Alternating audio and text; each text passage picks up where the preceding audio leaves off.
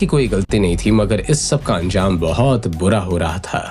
अब भी वक्त है, हालात की नजाकत को समझो और जाकर पापा जी से माफी मांगो। जो कोई भी सजा देंगे उसे चुपचाप मान लो। शेखर अभी हॉस्पिटल में है, शनाया अपना जॉब खो चुकी है, ऐसे में ये घर कैसे चलेगा? मैं नहीं जानती। अभी के अभी जाओ और पापा जी के सामने अपने घुटने टेक दो। मिसेस यामिनी गिल के पॉइंट ऑफ व्यू से यही एक रास्ता था कि जिससे चीजें कुछ ठीक हो सकती थी, मगर अगले ही पल जब आहान ने अपना मुंह खोला तो मिसेस यामिनी गिल के साथ साथ शनाया भी दंग रह गई। मैं आनंद गिल से माफी नहीं मांगूंगा, उन्हें तो शनाया से माफी मांगनी चाहिए। आहान के आखिरी शब्द सुनकर मिसेस यामिनी गिल की बोलती ही बंद हो गई। What?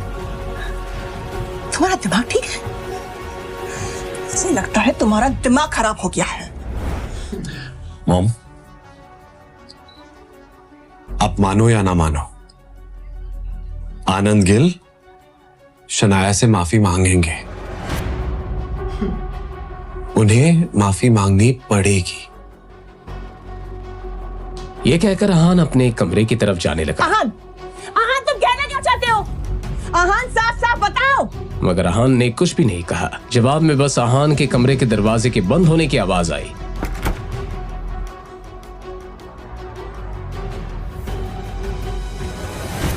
जब शौर्य और नीरज गिल बिल्डिंग के अंदर आए, वो दोनों थोड़ा नर्वस थे, मगर दोनों बाप बेटे इस तरह दिखावा कर रहे थे मानो पिछली बार जिल्लत कभी हुई नहीं थी। नीरज गिल ने शौर्य से कहा, बेटा, हो सकता है कोई प्रेजेंटेशन मिल रहा हो और हो सकता है कि हमें हर्ष मेहरा को मिलने की नौबत ही ना आए। अपने पापा की ये बात सुनकर शौर्य को कंफर्टेबल फील हुआ। Hello hello sir. Mister Harsh Mehra please. This way sir. और वो कॉन्फिडेंस के साथ अंदर गया। Mister Harsh Mehra, good afternoon. Please sit. उन दो शक्लों को देखकर हर्ष मेहरा ने बेरुखे अंदाज में दोनों से सवाल करते हुए कहा, आप दोनों यहाँ क्या कर रहे हो? मिस्टर मेहरा, वो कुछ दिनों पहले आपने गिल कंस्ट्रक्शन के साथ में वो कॉन्ट्रैक्ट साइन किया था ना, स्प्रिंग कंस्ट्रक्शन वाला, तो जब मैंने कॉन्ट्रैक्ट साइन किया था तुम वहां थे? हर्ष मेहरा के इस बात से कोई फर्क नहीं पड़ रहा था कि नीरज गिल कौन था और उम्र में उससे कितना बड़ा था। वेल, हम दोनों तो नहीं थे उस समय में, मगर उससे क्या फर्क पड़ता है? कंपनी ने प्रोजेक्ट हमें सौंपा है तो आप हमारे पास बेफिक्री के साथ काम कर सकते हैं। ये सुनकर हर्ष मेहरा ने इस तरह रिएक्ट किया मानो कुछ सोच रहा हो। मुझे फर्क पड़ता है, जिसके साथ मैंने कॉन्ट्रैक्ट साइन किया है मैं उसी से मिलना चाहूंगा। नीरज ने लाचार होकर सवाल किया, मिस्टर मेहरा, आप मेरी मुश्किलें क्यों इतनी बढ़ाते जा रहे हैं? निकल जाओ यहाँ से। और अब मैं मीटिंग तभी करूंगा जब मैं शनाया खुद यहाँ चल कर आएगी। उसके पापा से कुछ नहीं होने वाला था, इसलिए शौर्य ने बीच में बात काटते हुए कहा, वो एक्चुअली मिस्टर नाया थोड़ा बिजी है, वो 1 महीने के लिए वेकेशन पे गई है। अब हर्ष कोई बहाना नहीं बना सकता था, लेकिन आगे हर्ष मेहरा ने जो कहा उसे सुनकर दोनों बाप बेटे शॉक्ड हो गए।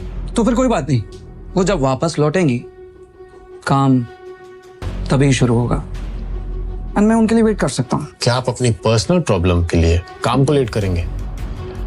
ये मत भूलिए कि हमने कॉन्ट्रैक्ट साइन किया है और अगर आपके सुपीरियर ऑफिसर्स को ये पता चलेगा तो अच्छा नहीं होगा। शौर्य की इस बात में वार्निंग झलक रही थी। ये सुनकर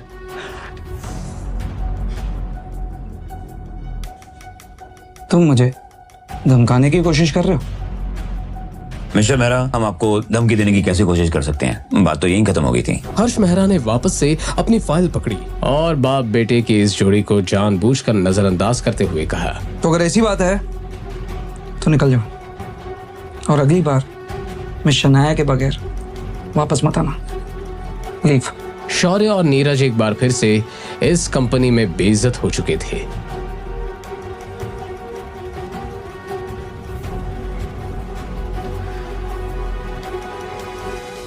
आहान को मिस्टर विक्रम की कॉल आई तो आहान ने कॉल आंसर करते हुए कहा,